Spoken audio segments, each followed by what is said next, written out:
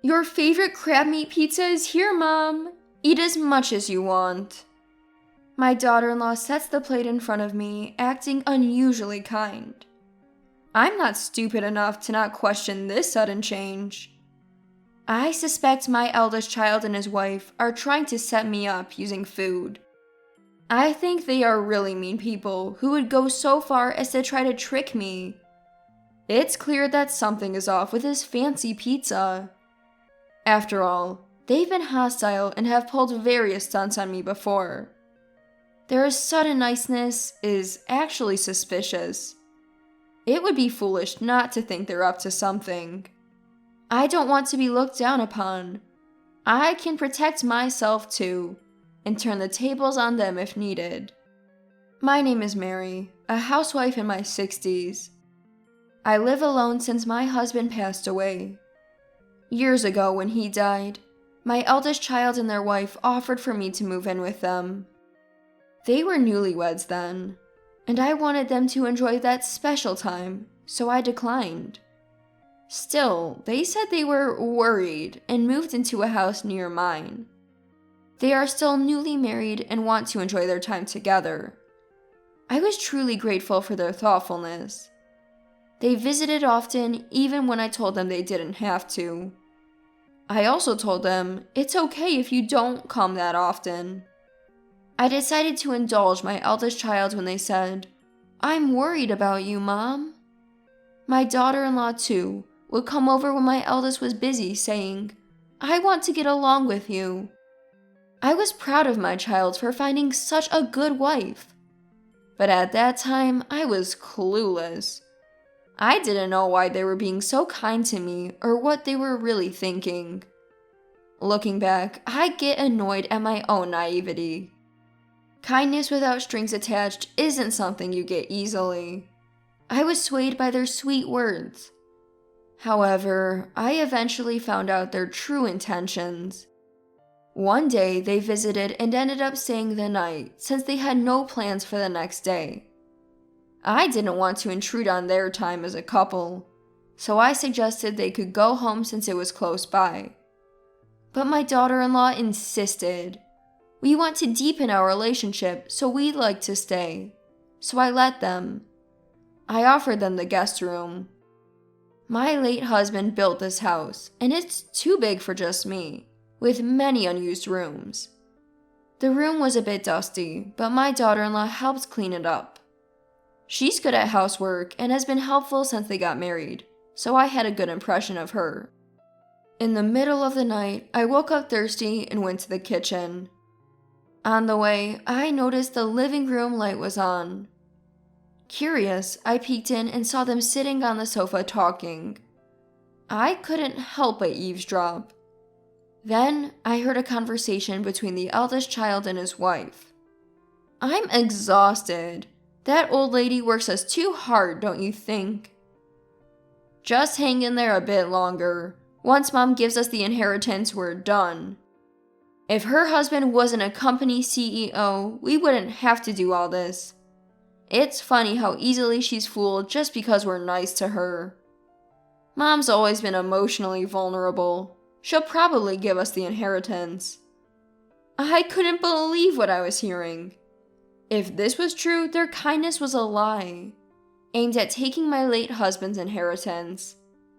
Was all their previous kindness fake? Everything you said to me, we're family, so we want to support each other. And all the words you've said to me so far? Why were they so obsessed with the inheritance? I didn't see him having any trouble with money, but maybe he's in a lot of trouble and I'm just not aware of it.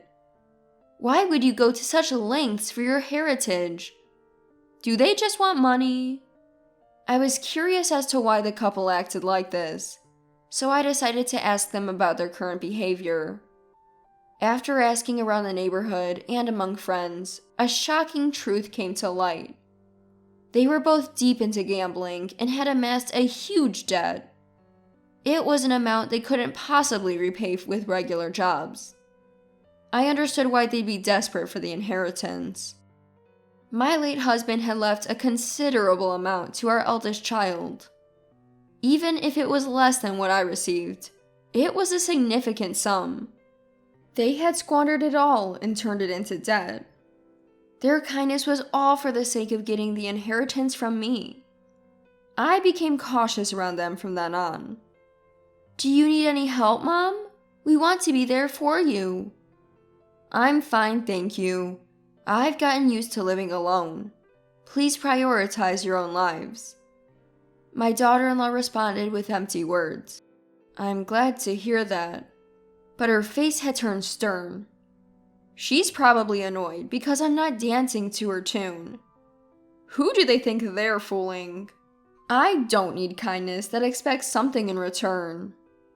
One day, after keeping my distance from my eldest child and their spouse, I got a call from my daughter-in-law. "We need to talk."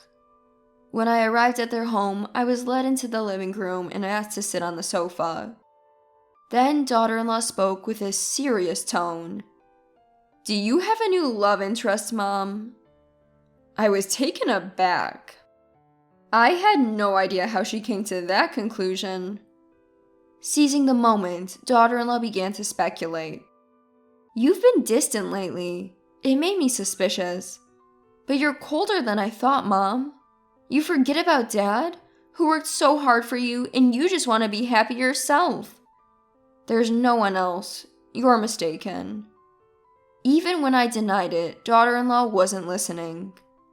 She had no evidence, but she probably thought that if I had a new love interest, it would be a problem for them. After all, that person might get their hands on my money. "Mom, you should really reconsider dating at your age. Have you thought about your position?" "Why would you say something so cruel?" "I don't mean to be cruel. I'm just worried about you, Mom. What if this person is deceiving you? You'd be the one getting hurt, and I can't stand that." I saw right through her. She was just trying to protect her inheritance. But daughter-in-law, wanting to play the caring daughter-in-law, never showed her true colors. That's fine for now. The true nature of the eldest child couple must be seen at the right time. I'll see their true selves when the time is right. And that time came sooner than expected. "Happy birthday, Mom. This is just a small thing." My eldest child handed me a bag from a fancy pizza place. Inside were various pizzas, including my favorite, loaded with crab meat. "Thank you. Let me just plate these up." "No, you're the star today, Mom. Sit down. I'll do it." Saying that, daughter-in-law took the bag and disappeared into the kitchen. My eldest child followed her to help. They might be pretending to celebrate my birthday, but I knew something was up. What could it be? As I pondered, they returned with plates. In front of me was a plate loaded with crab meat pizza. "Here's your favorite crab meat pizza, Mom. Eat up." My eldest child nodded in agreement. To anyone else, it would look like a happy birthday celebration. But I knew better. There must be something on this plate. I'm not that naive. It was despised. It would be strange not to question their overly kind behavior. With my husband gone, I have to protect myself. I'll never trust them. They'll regret making a fool out of me. Regret it deeply. Well, it does look delicious, but my taste has changed recently. I prefer the foie gras on your plate. Saying that, I reached for my eldest child's plate. I had always said I didn't like foie gras, so their plate had more of it. "Wait, Mom!" My eldest child tried to stop me. I tilted my head and feigned confusion.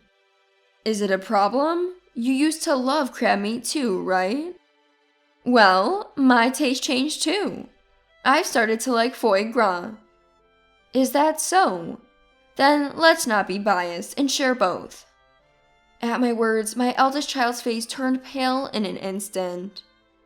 The crab meat pizza, which I had always said I loved, was only on my plate. Clearly, they had planned to set me up by tampering with my favorite pizza. My eldest child's reluctance to eat it was proof enough. But it looks so delicious. Why don't you try a piece? Saying that, I grabbed a slice of the crab meat pizza and brought it to my eldest child's mouth. With no way out, they took a bite as if bracing for impact. Daughter-in-law looked at my eldest child with concern. That's how pale their face had turned. "Oh, you look a bit green. Maybe it didn't taste good?" "Mom, considering how my husband is feeling, maybe the pizza isn't good. I'm sorry, but let's call it a day, and I'll prepare something new." Daughter-in-law sounded panicked. She must have thought it was impossible to continue the meal. "But your son doesn't look well. Stay the night. It's not safe for you to go home." "No, we'll leave." "Don't be shy. You've been so good to me." Daughter-in-law tried to make excuses, saying, "But," and, "well." It was clear she wanted to leave. I've always thought that for a couple trying to deceive people, they're terrible liars. They panic when something unexpected happens. As I watched my eldest child, something strange began to happen after a few minutes. With a loud thud, they collapsed. I approached and found them snoring. It was clear they had been drugged with a sleeping pill. "Oh, fell asleep, did you? Must have been tired." As I tilted my head, daughter-in-law shouted, "Oh, enough! Why won't things go as planned? We talked about how important today was. Wake up now." Saying that, daughter-in-law slapped my eldest child's cheek. Still, they showed no signs of waking. I was stunned, witnessing the moment their true selves were revealed. Ignoring me, daughter-in-law began to spill the beans. "I've been playing the good daughter-in-law, thinking if I buttered you up, I'd get the inheritance and clear our debts. Today was supposed to be the last day. We were going to put you to sleep and steal your banking card. It's all your fault nothing worked. What are you going to do about it?" Daughter-in-law glared at me. So they planned to drug me and steal my banking card. Using someone's birthday for such a scheme is truly despicable. I'm not as terrible as they are, so I decided to come clean. Actually, I knew all along you were being nice to me for the money. That's why I kept my distance and didn't eat the pizza you offered. I'm not as foolish as you two. At my words, daughter-in-law looked shocked. Apparently, she genuinely believed I was in the dark about their plans. How underestimated I feel. What kind of fool did they take me for? Sorry to burst your bubble, but I'm not as dense as you two. I've always found your sudden kindness suspicious. I even overheard you talking about the inheritance when I stayed over. You two are really foolish, discussing your plans in your target's home. Don't call us fools. We've been trying our best. Is your best effort the reason you're in so much debt? If so, you two are really pitiful. You know about the debt too? How much do you know? Clearly, she hadn't expected me to know about the debt. The word debt made daughter-in-law visibly anxious.